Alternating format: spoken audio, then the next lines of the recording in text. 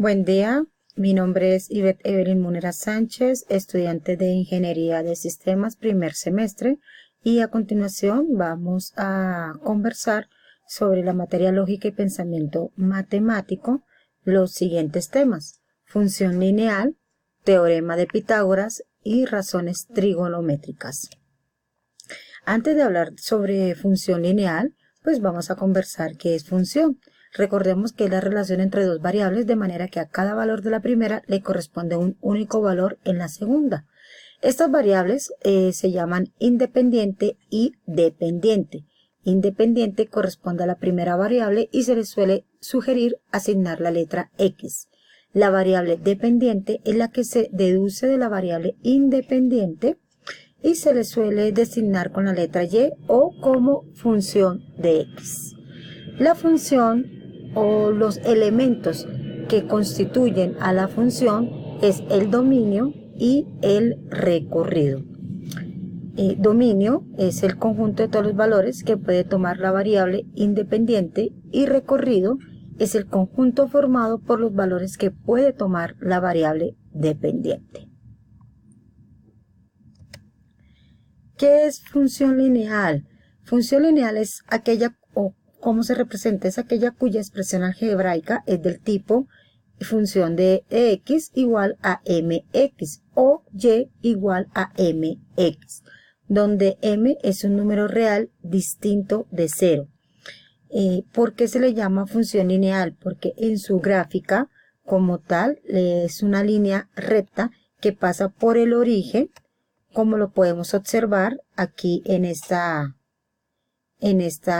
ejemplo, ¿sí? El número m se llama pendiente y es la ordenada de x igual a 1. La función puede ser excreciente si m es mayor que 0 y decreciente si m menor que 0.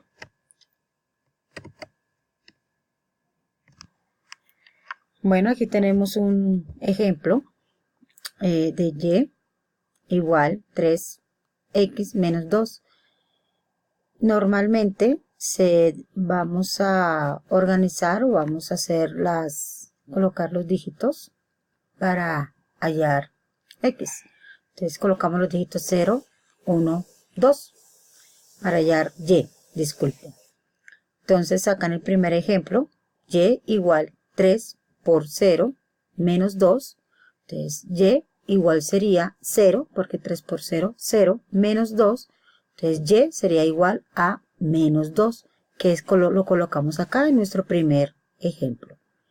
El siguiente vamos a multiplicarlo por 1. Entonces el ejemplo sería y igual 3 por 1 nos daría 3 menos 2 sería igual a 1. Y en el último, pues aquí vamos a hacerlo ya, digamos, rápidamente. Y igual 3 por 2, 6, menos 2, y sería 4. Al graficarlo, entonces acá estamos diciendo 1, 1 de 1, ¿sí? Menos 2, 1, y 4, menos 2. Pasamos nuestra línea, nuestro gráfico de función lineal.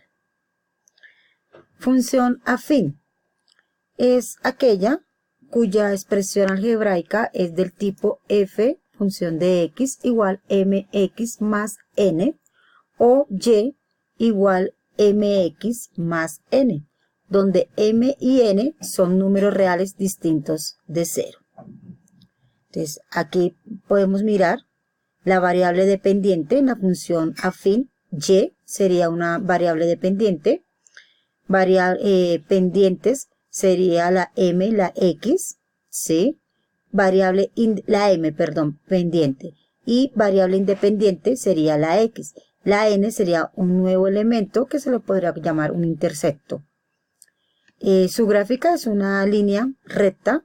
El número m es la pendiente, donde n es la ordenada de x igual a 0 y m es la ordenada de x igual a 1 menos n.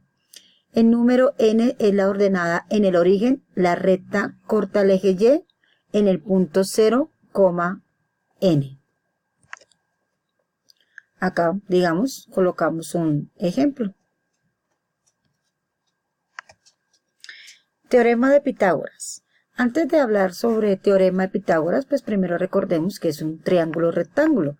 Es aquel que tiene un ángulo recto, es decir, un ángulo de 90 grados. El lado más largo del triángulo se llamará hipotenusa y sus otros lados se llamarán cateto. Acá pues dejamos tres ejemplos. El lado más largo del triángulo es el que llamamos hipotenusa. Si tenemos dificultad de encontrar o hallar esta hipotenusa, pues podemos siempre mirar el ángulo de 90 grados y es el que queda al frente de ese ángulo, como está aquí en los ejemplos, representados por la letra C. ¿Qué es el teorema de Pitágoras? Establece que todo triángulo rectángulo, el cuadrado de la longitud de la hipotenusa es igual a la suma de los cuadrados de las respectivas longitudes de los catetos. Aquí hay que tener en cuenta que esto se eleva a la potencia. Quiere decir que, como tenemos acá la fórmula o la expresión c al cuadrado igual al cuadrado más b al cuadrado. Un ejemplo puede ser c, podemos representarlo como 5, de 5 al cuadrado sería 25. A podemos dejarlo como 3, 3 al cuadrado sería 9. Y b podría ser 2 al cuadrado sería 4. Acá tenemos un ejemplo donde nos dan todos los lados como tal de nuestro triángulo rectángulo, ¿sí? Nuestra hipotenusa, que está representada con la letra C, mide 5 centímetros.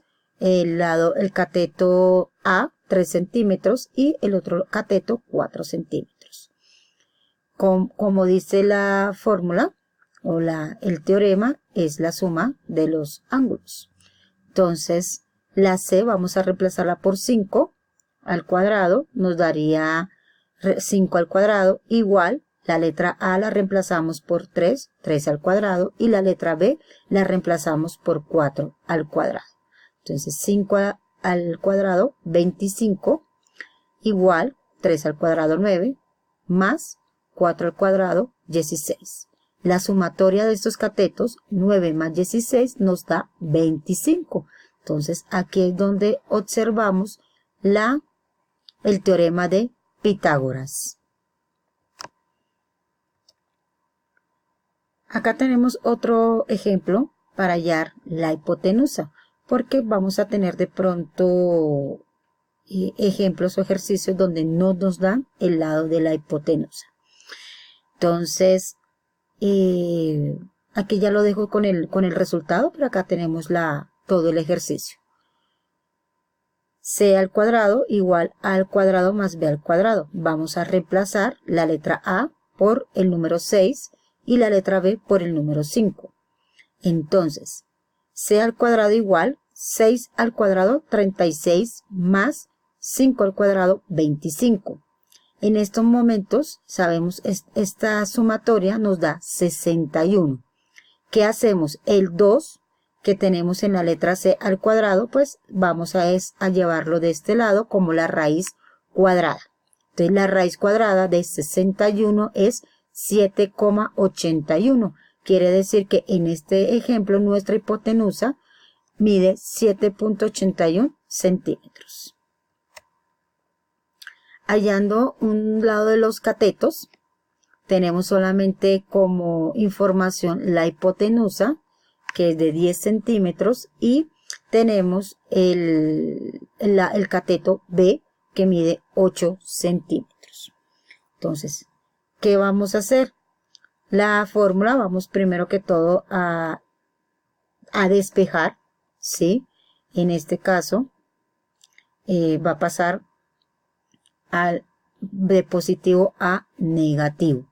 Entonces, La C la reemplazamos por 10, la letra B la reemplazamos por 8, entonces 10 al cuadrado nos va a dar 100, menos 8 al cuadrado nos va a dar 64. Este valor, esta resta, nos va a dar 36. Igual, la potencia de A la vamos a llevar a raíz cuadrada, y la raíz cuadrada de 36 es 6. En este ejemplo, este lado de nuestro cateto va a dar 6. Razones trigonométricas. Las razones trigonométricas son las razones de los lados de un triángulo rectángulo. Así se le llaman a estas razones trigonométricas. Básicamente, o las más comunes, es el seno, el coseno y tangente. Se definen a partir de un ángulo agudo cuyos elementos son la hipotenusa, el cateto contiguo al ángulo y el cateto opuesto al ángulo. Aquí está, digamos, los ejemplos o las expresiones algebraicas, y al frente está su contrario del el seno, coseno, secante y tangente. El seno del ángulo es el cateto opuesto dividido por la hipotenusa. El coseno del ángulo es el cateto contiguo dividido por la hipotenusa. Y la tangente del ángulo es el cateto opuesto dividido por el cateto contiguo, o lo que es lo mismo, el seno del ángulo dividido por el coseno del ángulo. Acá pueden observar ustedes las expresiones. Esta aplicación permite calcular las razones trigonométricas de ángulos agudos, tanto en grados como en radianes. Además, muestra la igualdad básica de la trigonometría, es decir, que la suma de cuadrados del seno y del coseno de un mismo ángulo siempre es 1. Por lo general, el ángulo, como ya lo mencioné anteriormente, debe expresarse en radianes. El seno y el coseno de un ángulo nunca puede ser mayores que 1 ni menores que menos 1. La suma del cuadrado del seno más el cuadrado del coseno de un mismo ángulo siempre es 1, y la tangente no existe para los valores en los que el coseno es 0. Acá podemos visualizar otras razones trigonométricas derivadas de las anteriores mencionadas. La secante, que es la inversa del coseno, la cosecante, que es la inversa del seno, y la cotangente, que es la inversa de la tangente.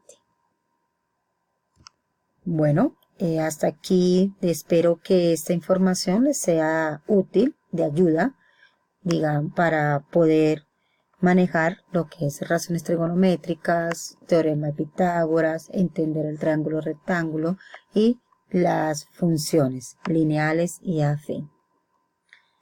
Dejo la bibliografía si ustedes desean ampliar un poco más sobre estos temas.